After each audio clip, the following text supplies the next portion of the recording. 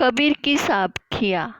आज हम कक्षा 8 के लिए कबीर की साखियाँ लेकर आए हैं।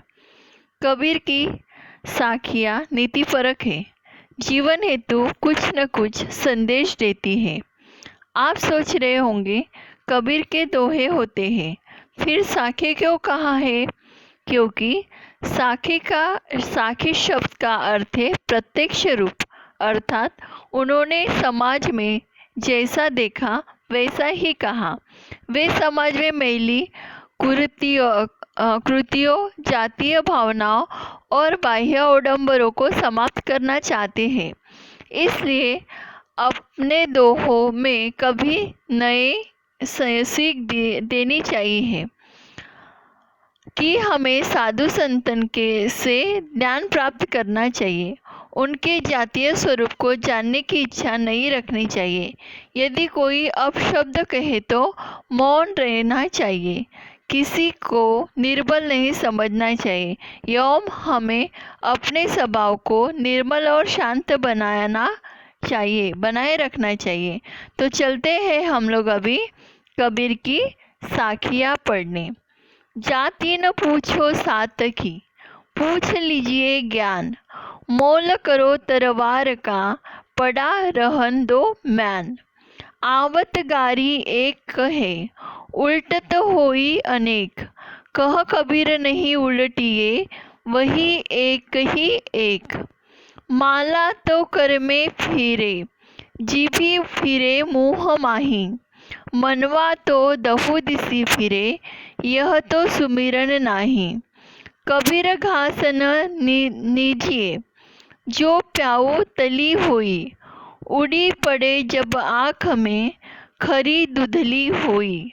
जग में बैरी कोई नहीं, जो मन शीतल होए। या आपा को डारी नहीं दे, दया करे सब कोई। हम लोगों ने ये प्रस्तुत पंक्तियाँ पढ़ी है। इस जो कबीर की साखियाँ है, इन्होंने अपने साखियों में से हमें क्या दिया है? उपदेश किया है। जाति न पूछो सात की, पूछ लीजिए ज्ञान। मोल करो तरवार का, पड़ा रहने दो मान। इन पंक्तियों का हम लोग अभी भाव सौंदर्य देखेंगे। अपने इस साखी में कबीर जी का मानना है कि साधु संतों की जाति के बारे में नहीं सोचना चाहिए, बल्कि उनके ज्ञान की ओर क्या करना चाहिए? ध्यान देना चाहिए। उनके अमूल्य ज्ञान को विनम्रता पूर्वक प्राप्त करने का प्रयास करना चाहिए। जैसे तलवार लेते समय तलवार का मोलभाव किया जाता है, उसकी म्यान का नहीं किया जाता। इसीलिए हम लोगों को क्या कहा है कबीर ने कि जितना हम लोग साधु संतों से ज्ञान प्राप्त करेंगे वो अच्छा है, न कि उनकी जाति पूछते बैठनी चाहिए। आवत गारी एक है, उलटत होई अनेक। कह कबीर नहीं उलटिए, वही एक ही एक। इन पंक्तियों का देखिए अर्थ। इस साखी में कबीर जी का मत है कि यदि हमें कोई गाली देता है तो हमें पलटकर उसे गाली देना नहीं चाहिए, बल्कि हमें क्या करना चाहिए? उस समय मौन रहना चाहिए। क्योंकि अगर हम लोग उसे गाली देंगे वो हमें वापस गाली देगा, और इस तरह से क्या हो जाएगा कि हमारे आपस में टकराव हो जाएगा। उसकी वजह से हम अपना मौन रखें, वो बात अच्छी रहेगी। इसका उत्तर देते हैं कि अर्थात कोई जवाब नहीं देना चाहिए, न कि गाली देना चाहिए। वो देंगे हम देंगे, ऐसे करते करते क्या हो जाएगा कि गालियों की संख्या बढ़ते रहेंगी, गंदे शब्दों की संख्या बढ़ते रहेगी। वे एक से अनेक होती है, यानी टकराव बढ़ता ही जाएगा। वास्तव में कबीर का कहना चाहते हैं कि हमें किसी को कभी भी, भले हमारे सामने वाला कोई हमें अपशब्द बोले, लेकिन हमें नहीं, क्या नहीं कहना चाहिए कि अपशब्द हमारे मुख में आया हमारे पूरे जीवन में आने देना नहीं चाहिए।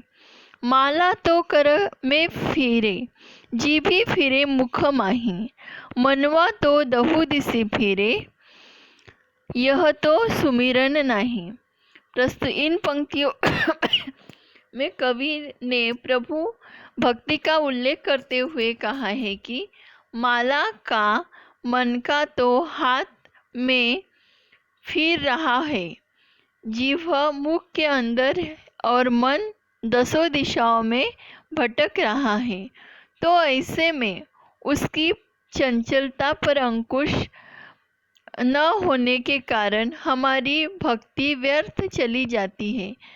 हम ऐसे पाखंडवाद को छोड़कर मन को वश में करना चाहिए। हमें अपने जो जिबा है, हम लोग जो बोलते बैठते हैं, वो ऐसा जो हमारी जो अपना मन है उसको हम लोगों को क्या करना चाहिए, तो सीमित रखना चाहिए। उसके चंचलता के ऊपर क्या लगाना चाहिए, हमें अंकुश लगाना चाहिए। यह यहाँ पर हमें कबीर जी बताते हैं। कबीर घास न नींदिए जो पाऊ तली होए, उड़ी पड़े जब आँख में खरी धुंधली होए। इन पंक्तियों में कबीर जी कहते हैं कि हाथ में मोतियों की माला, इन पंक्तियों में कबीर जी कहते हैं कि पाँव के नीचे की घास को कभी भी निर्बल या कमजोर मत समझो, क्योंकि अगर उस घास का छोटा सा तिनका उड़कर हमारी आँख में पड़ जाए तो हमें कितना कष्ट होता है, हम लोग जानते हैं। अर्थात इसका मतलब यह कहना है कि हमें समाज में निम्न वर्गीय, कमजोर और निर्धन लोग जो है उनकी क्या नहीं करना चाहिए, उनका अपमान नहीं करना चाहिए, उनको भला बुरा नहीं बोलना चाहिए, उनकी उपेक्षा नहीं करनी चाहिए। क्योंकि अगर वे कहीं से शक्ति पा जाएंगे तो वह हमारे ऊपर बाद में गहरा आघात पहुंचा सकते हैं। इसीलिए सभी से नम्रतापूर्ण क्या करना चाहिए, व्यवहार करना चाहिए। जग में बैरी कोई नहीं, जो मन शीतल होए, या आपा की डारी दे, दया करे करे सब होए।